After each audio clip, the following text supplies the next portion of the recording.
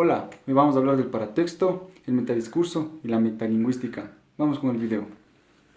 El texto forma parte de la Real Academia Española. Se reconoce dentro del ámbito lingüístico. Son los mensajes o postulados o expresiones complementarias dentro de un contenido principal dentro de un texto. Su finalidad es agrupar más de información sobre la obra en cuestión y organizar la estructura seleccionada. Los títulos y subtítulos de un libro son considerados siempre paratextos, al igual que un prólogo. La dedicatoria, el índice, los márgenes y los enunciados. Todos estos paratextos son creados por algún autor. Por ejemplo, un autor crea una novela de 120 páginas. En todas estas páginas desarrolladas se crea una historia. Y se incluyen paratextos de títulos, de subtítulos y de dedicatorias. La editorial es otra parte también que incluye el paratexto, independientemente de las incluidas por el propio autor. Así aparecen los textos en solapas. Cuando la obra en cuestión de una investigación es habitual que el autor mencione las fuentes que consultó en la bibliografía. También es probable que el libro es de carácter técnico se presente dentro de un glosario. Ambas secciones, bibliografía y glosario, forman parte de los elementos paratextuales. El paratexto abre la puerta al análisis y la crítica de los discursos, así como también la ampliación o síntesis a través de notas y de prólogos que les complementan a los mensajes. La presencia de alguna manera es la ausencia del receptor al momento de la escritura, lo cual repercute en el intercambio de las ideas durante una lectura. Una de las funciones del paratexto es guiar al texto asegurándole la lectura efectiva. En textos de carácter técnico, por ejemplo, es normal que se indique a través de pequeñas anotaciones qué sección se pretende consultar para profundizar más acerca del tema. Una vez sabemos qué es el paratexto, podemos hablar de sus ejemplos, como el título y el subtítulo. Como por ejemplo, un hombre escribe una novela sobre un joven que va hacia la guerra. En sus capítulos explica la historia y además agrega un paratexto, como el título. Por ejemplo, Escapando de la muerte, y subtítulos como El inicio de mi carrera y Marchitando sueños. En editorial, podemos encontrar, además de los paratextos que utilizó el autor, otros como por ejemplo Edison Top, nacido tal fecha en tal lugar, fue un escritor, etc. Y también podemos encontrar otros tales como Escapando de la muerte de Edison Top fue un libro inspirado y así, etc. Y así podemos encontrar diferentes formas en diferentes partes del libro. En la investigación, cuando se trata de una obra de investigación, el autor agrega bibliografías. Y si se trata de un libro de carácter técnico presente, también lleva glosario. Es decir, la bibliografía y el glosario pasan a ser formas y elementos del paratexto. Metadiscurso es un término muy utilizado en el análisis del discurso y es un enfoque relativamente nuevo que se refiere a la forma en que los escritores o hablantes se proyectan en sus textos para interactuar con sus receptores. El metadiscurso encarga la idea de escribir y hablar, es más que solo la comunicación de ideas y la representación del significado. Y de adicional, se cree que en sí puede desempeñar un papel muy vital en la organización y producción de escritores persuasivas de las personas involucradas. El deseo por comprender la relación entre el lenguaje y sus contextos ha incrementado interés sobre esta materia. Este recurso nos permite desvelar la estructura de un texto, una obra, y produce que el lector se sienta participante de la misma, de su construcción y no tan solo de un receptor pasivo, vuelve al lector más creativo. Procedimiento permite que la brecha entre realidad y ficción quede más disuelta, otorgando dinamismo a la lectura de la obra, ya que se otorga actividad de momento en el que el lector participa en ella. Ejemplos de metadiscurso. Para establecer un adecuado y útil metadiscurso, es recomendable seguir los siguientes pasos. Como primer punto es la organización del texto. Este es uno de los pasos que debemos tener en cuenta, ya que al saltarnos o dejarlo a un lado, podríamos establecer dudas e incomprensión al receptor, la cual una adecuada utilidad sería la siguiente. Empezaré por considerar las listas de candidatos de los productos ofrecidos por varios autores, y luego defenderé mi propia lista de tales bienes intrínseca y objetivamente valiosos. Como segundo punto es la relación de las ideas entre sí, la cual quiere decir que al mencionar cada uno de los parámetros e ideas del texto a tratar, deben estar encaminadas a lo que trata o quieres decir, la cual este paso resulta difícil para muchos jóvenes, debido a que existe controversia y por ello es recomendable evaluar e indagar, es decir, empaparse de su tema. Por ejemplo, en realidad no creo que los dramaturgos posteriores hayan aprovechado esta división en gran medida. Por el contrario, el objetivo del nuevo teatro burgués era reproducir un alto nivel de estilo asociado a la tragedia tradicional. El tercer punto es la evidencia de lo afirmado. Este paso debemos presentar teorías o hipótesis de autores o páginas confiables, ya que esto nos ayudará a dar veracidad a nuestro tema.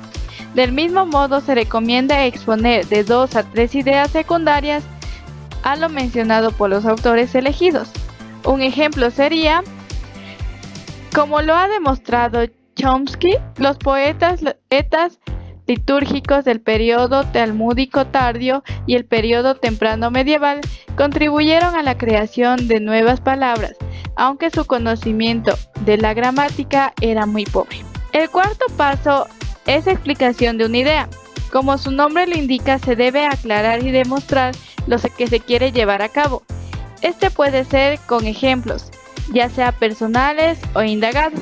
Uno de ellos sería: lo que mejor se conoce son los efectos secundarios contingentes. Por ejemplo, un periodo de exposición de líneas verticales rojas que se alteran con líneas horizontales verdes, produciendo un efecto posterior a la larga duración. Como quinto paso nos menciona una fuerza de atraída a la afirmación, es decir, relacionar las ideas de varios autores con la tuya, ya que así existirá interacción entre los desarrollados. Ejemplo, la diferencia de género en el comportamiento relacionado con los accidentes parecen deberse en parte a la socialización diferencial de hombres y mujeres. También pueden deberse a parte de los efectos hormonales. Del mismo modo, el sexto paso nos habla sobre las actitudes acerca de los aspectos, es decir, llevar a cabo lo contrario o lo opuesto a lo que estás mencionando. Este puede ser actitudes e ideas de personas u organizaciones que se encuentren en contra de lo que tú estás estableciendo. Por ejemplo, lo que hace que la lucha por la igualdad y no discriminación en este campo sea particularmente complicado es que las comunidades religiosas tienen necesidades muy diferentes que desean ser respetadas. Y finalmente, como último paso, se da una conclusión o resolución del tema, dando un remate a la investigación. El ejemplo sería: finalmente se reconoce ampliamente que el poder de la revisión judicial de los tribunales no es fácilmente compatible con los principios generales de la democracia. Para finalizar con tu metadiscurso, es recomendable que se dé un reflejo de papel del autor. Este quiere decir, se da un breve resumen y así concluimos con el ejemplo de un metadiscurso. La función metalingüística es la que utiliza para explicar y dar a entender el uso de los elementos que conforman la lengua. También, en otras palabras, se refiere a la forma de describir los idiomas de la manera en el que se debe explicar. Si queremos explicar de una manera clara y concisa, es aquella que se usa para aclarar las normas que rigen en el empleo de las palabras y condiciones. Queremos referirnos a una frase, tiene varias palabras, tienen muchas condiciones que se deben seguir al momento de aplicar una función metalingüística. También se da de manera oral o escrita. Se puede dar de diferentes maneras y no requiere de muchas cosas, solo 2 cosas. oral o escrito. Esta función está estrechamente vinculada en un conocimiento y proceso de aprendizaje. Esto nos quiere decir que tanto la función metalingüística tenemos que saberla bien, tenemos que tener conocimiento sobre ella y aplicarla mediante los procesos que se requieran. Además de esta función, nos permite analizar, conocer y reflexionar de las características de las posibilidades de las facultades lingüísticas que tenemos nosotros. Podremos aplicarlas en diferentes maneras. También se emplea cuando el emisor usa para hacer referencia a sí mismo, cuando se usa para hablar la misma lengua. Y también se habla del lenguaje para aclarar aspectos de código empleado, explicando el significado de términos usados. Esto es lo que nos quería decir al principio, ¿no? Explicar una frase, una oración del emisor al receptor y poderla explicar bien, porque algunas personas no comprenden de lo que quiere decir el emisor a veces y el receptor lo entiende de otra manera, y es mejor explicarle de eso antes que se confunda.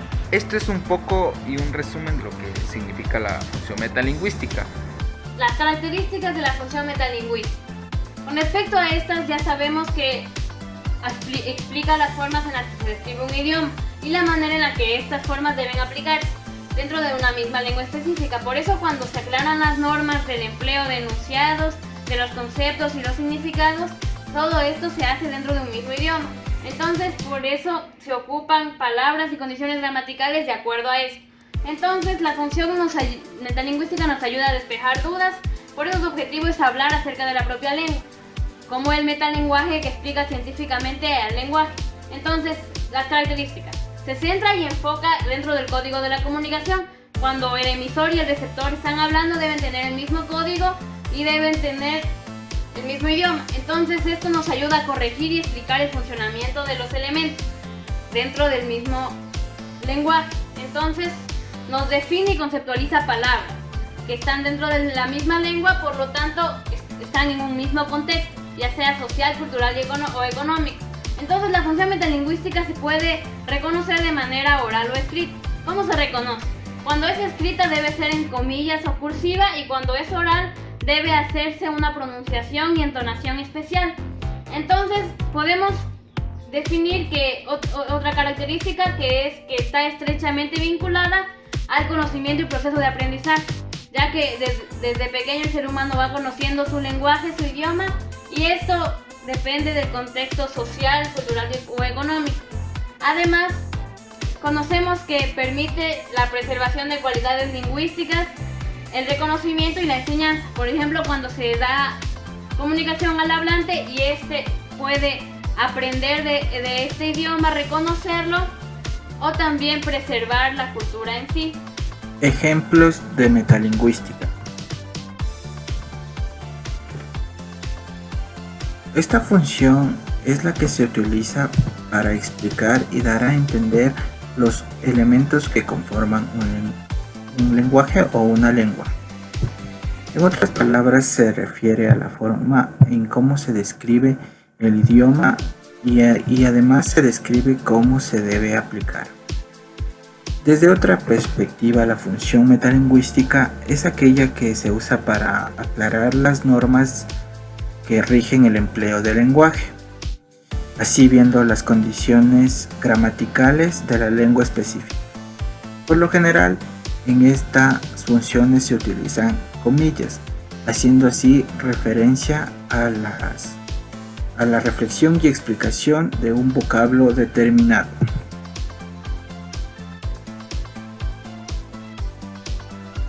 Ejemplos de la función metalingüística. Los siguientes son ejemplos de oraciones en las que se utiliza la función metalingüística del lenguaje. Después de un punto y seguido se escribe con letra mayúscula. La palabra grande es antónimo de la palabra pequeño. Lo que dices no tiene ninguna lógica. Las palabras graves se acentúan en la penúltima sílaba. Sin embargo, solo se les coloca tilde cuando terminan en consonante diferente a N y S. El latín es un idioma de la historia antigua y ha perdido vigencia. La conjunción verbal está sujeta a las personas, bien sea en singular o en plural. La palabra pico es polisémica debido a que se refiere a la boca de un ave y a una herramienta para trabajar la tierra. La letra H no se pronuncia cuando se habla, de allí que sea muda. La rima de las palabras en los verbos está relacionada con la terminación semejante de la última sílaba. Los nombres propios siempre se escriben con la letra inicial en mayúscula.